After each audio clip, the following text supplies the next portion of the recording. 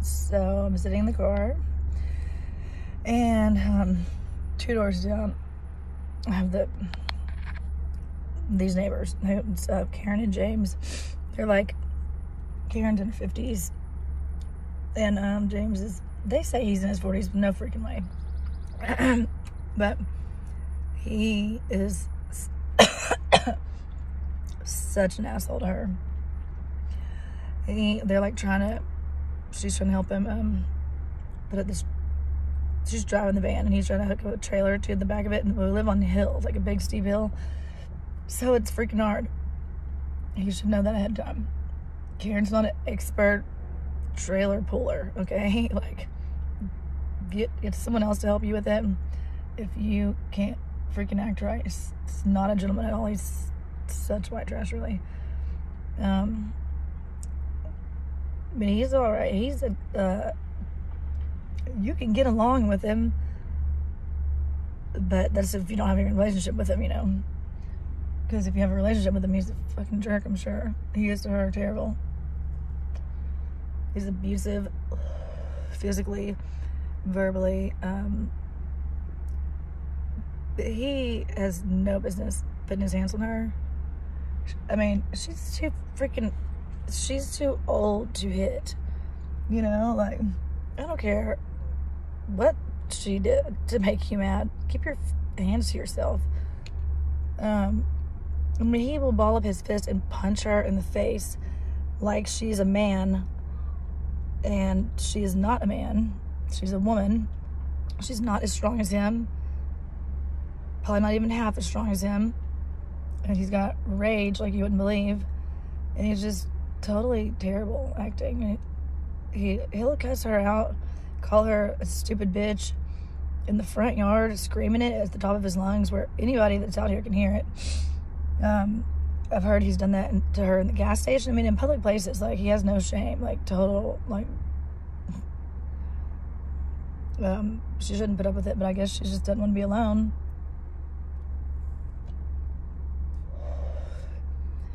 They're, both on drugs, and they freaking act like it. But, I mean, they're both likable. But, you know, I don't care about that. But I just think it's bullshit that he hits her like he's a man, or she's a man. Or he's clearly not a man.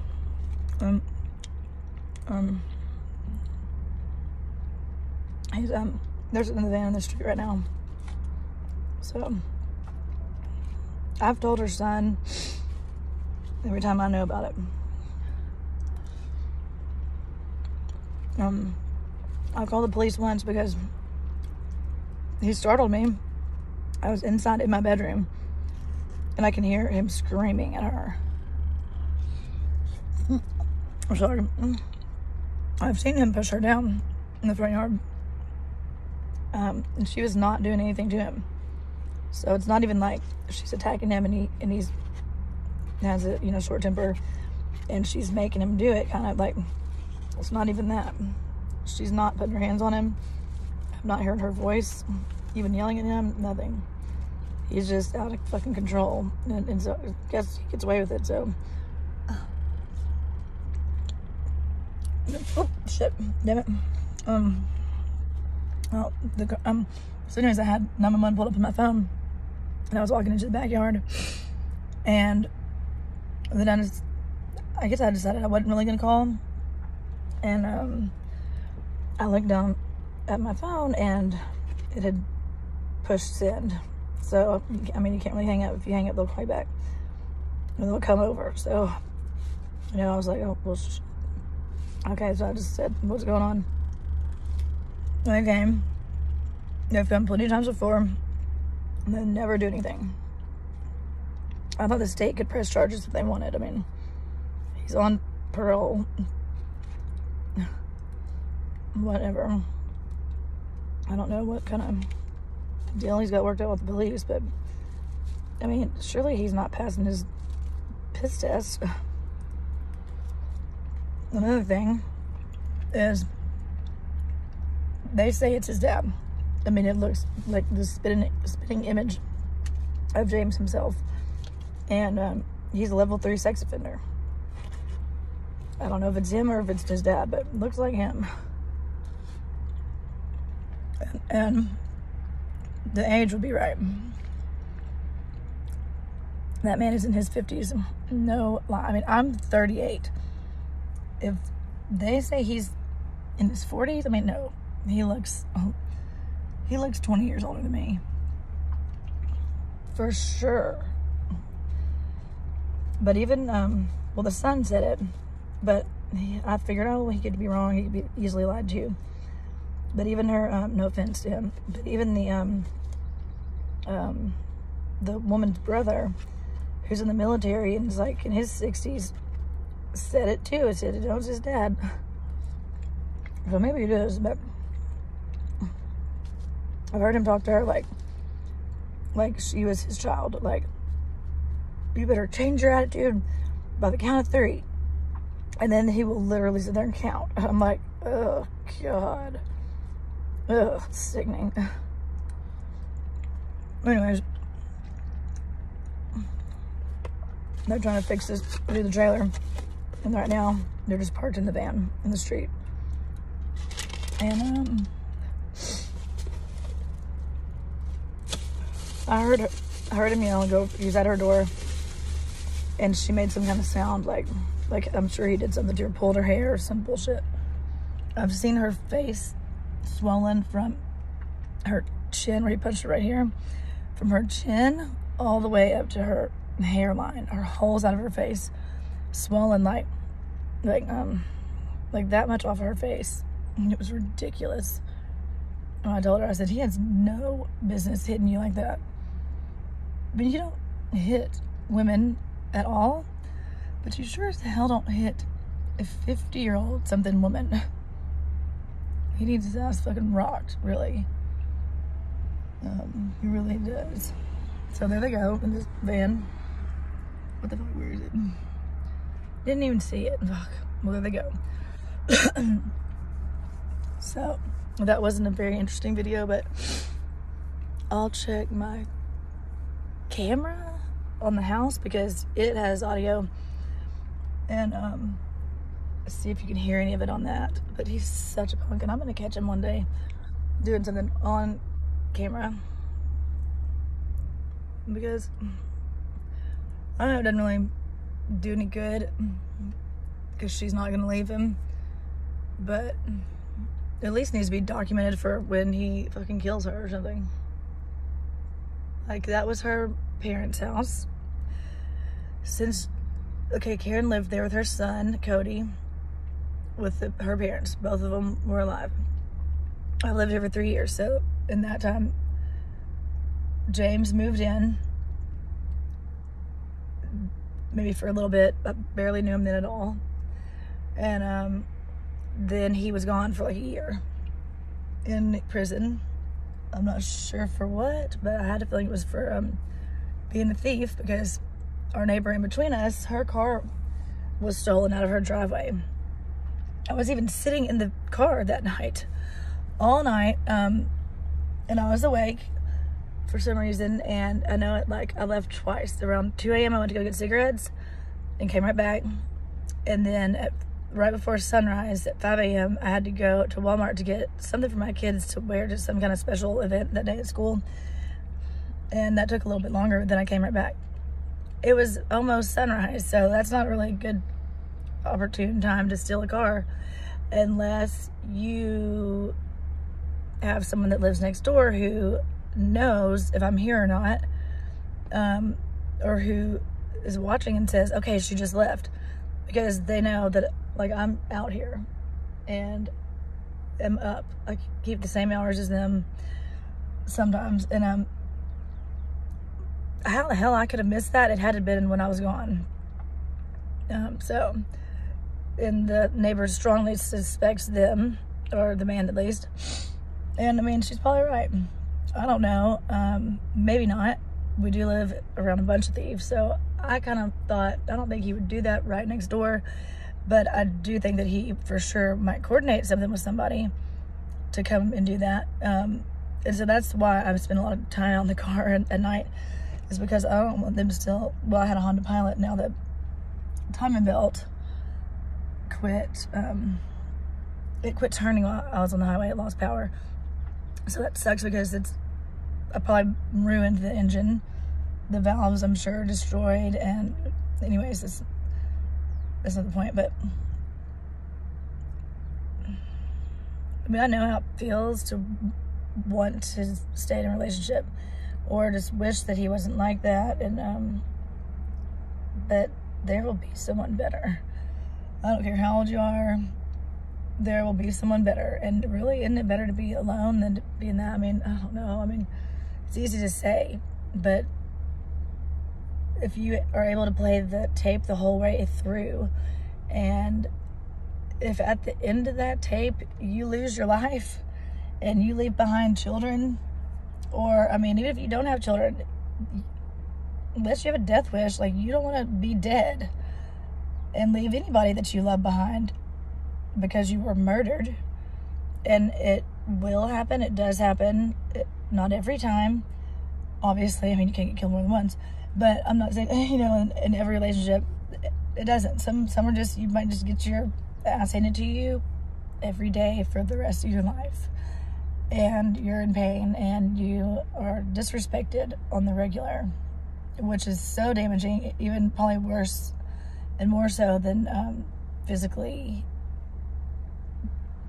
damaged and hurt, because those kind of assholes always are playing emotional manipulation games. They're putting you down, trying to make you feel like you're not shit, that you can't get any better than them, like they're doing you a favor. I mean, it's bullshit. It's a tool of weak ass men who are cowards, and we don't need them. Like, she could get someone else for sure. She's got long blonde hair. It doesn't matter. I don't care if she had no hair. She's too good for that bullshit. I mean, that's weak. You're so out of control as a man that you're gonna completely lose your temper and hit a woman because you're irritated. I mean, grow a pair of nuts, because you are a little bitch. No offense to little bitches. You're weak. You're a bully. You're a coward. You have zero self-control. You're a fool. You're an idiot. You're a disgrace. You make me sick. You make me sick. You're disgusting. Zero self-control. You're hysterical. I don't want to insult women, but you're hysterical. And that is so comical, actually, to see a man be hysterical. Because it's like, it's not a big damn deal. Guess what? You're not in control of everything, okay? Like, you can't even control your stupid ass self. Why don't you worry about your fucking self and let me worry about myself? Let her worry about herself, and you fucking just worry about, you got your hands full with you. And so people like that make me sick. Well, men, you know, but you know, reverse, it's not cool for women to do either. And you should think about how you handle your anger, because if, you know, when you make a decision like that to put your hands on somebody else, it becomes easier and easier to do every time, and you could really harm them more than you meant to even, and you could accidentally kill them. And I mean, is that gonna be worth it? Well, I'm in prison for the rest of my life because, well, I was trying to put this trailer on the truck and it should be easy, right? But it wasn't. It wasn't easy. It was hard. It was hard, and that made me mad. I mean, you need to get your ass whipped as a child. Seriously. Did you ever get spanked or told no? You need to go sit down somewhere and get control of your freaking idiotic emotions. Like, there are things to be upset about, and there are things that you have to just let go and be irritated about it. But, like, don't act a GD MFing fool. So, it's not always good to intervene, because they'll both turn on you. Like, in that scene in, what's that mafia show? You know, Tony and, I can't believe I can't think of the name of that. The Sopranos. That Bobby guy, I guess, he was the fat guy, was just standing outside his truck, and this man was beating his woman inside their truck, and she gets out and runs up to Bobby and just is, I don't know, she's talking to him, and he's saying, no, I mean, you can't come with me, I don't know how to help you, or something. I don't remember. He didn't say anything wrong. He didn't do anything besides just get run up to and talk to. He can't control that. What is he supposed to do, run away from her? I mean, lock himself in the car and be like, no, I can't hear you, I can't hear you. I mean, come on, that's not, no, he doesn't look like a stupid idiot. So the man gets out. The woman is attractive. Bobby is not. But, I mean, don't date a pretty girl if you can't freaking handle it. It doesn't mean that she's doing this and that just because you feel insecure about your little self. So, like, quit being so small inside and have some confidence. Stop listening to your ego. It's just your voice is in your head, and now somebody else got to pay for that. I mean, get on some medicine or something. Talk to a counselor. Don't make everyone else pay because you don't want to take your medication because it makes you feel evened out. I mean, figure it out. It should not be everybody else's problem. I can't think of a smaller freaking person that acts like that. I mean, and I know because I've acted a fool before, and it's not a good look. And you'll teach your kids that. They will copy you and put themselves in danger and have that negative voice inside their head. So, anyways, the woman runs up to Bobby. Her crazy, trashy boyfriend runs up to both of them. Just, I think he had a lead pipe or a baseball bat. I mean, it was awful. And commenced to beating the dog shit out of Bobby, who hadn't done anything. He's in the mafia. Oh, like, that guy got killed. I'm sure he got killed. Yeah, it was the nephew of someone in the mafia, so he thought it was gonna be cool, but his grandfather came and killed him. And it was rough because he got caught doing it. He was gonna do it, you know, sneaky, sly, behind his back. Oh, you're not looking. Oops, I shot you. You're dead, and you didn't even know. But the dude turned around and anyways, but they beat Bobby like bad. He could not speak anymore. I don't know if he ever was gonna wake up. He was gonna be completely in a vegetable state. It was, you'd have to see the scene. It was sick. It was sick. And that and then they ran off together, the girl and the guy. It's like, what the hell was that?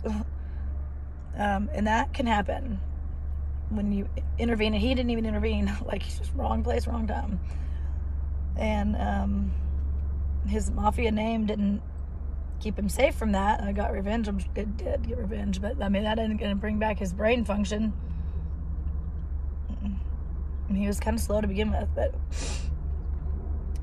all jokes aside, like, it's serious. And if you're with somebody that makes you that mad, you need to do yourself and them a favor and walk away from it and get yourself figured out and get some serious help, and maybe be with someone who doesn't piss you off so bad. But I promise you, it's you. If you're the I mean, it can be them too, okay? But once you put your hands on the person, like, you're the one wrong. No one cares if they were rude to you. Well, I'd be rude to you too. You're an asshole. So anyways, if you're the abuser, if you're the abusee, you need to cut that off ASAP before something happens that you can't undo. And there are resources for that to help you, and you can get out, and you should. And there's another plan for you. There's something on Facebook where it's God holding this big teddy bear behind his back, and he's kneeling down on one knee, and he's talking to this little girl. Like, he has his hand out, you know, like, okay, give it to me. And she's like looking down like, no, I don't want to. And she's holding her little small teddy bear, like clutching it, like, no, I don't want to give this to you, I want this teddy bear. And what she can't see behind God's back was that or I don't know if it was God, or it was just somebody, maybe it was God, I think it was God, has this bigger, better teddy bear behind his back. But the girl has to have faith, and she has to let go of control of what she does have and believe in the Lord that he has something better for you if you would just turn it over to him. You will get something better in return. And I like that picture. It's just a drawing, and it says a lot to me. And I think that can be incorporated into situations like this. Like, you may not be able to imagine or see yourself with any other life, especially not even better, even though this is terrible, but you don't know what else it could be like, and you think, oh, maybe it might be worse, and it might be worse for a little while, but I don't know how it could really be worse if you're not dead. Wait, does that make sense? If you worse if you're not dead?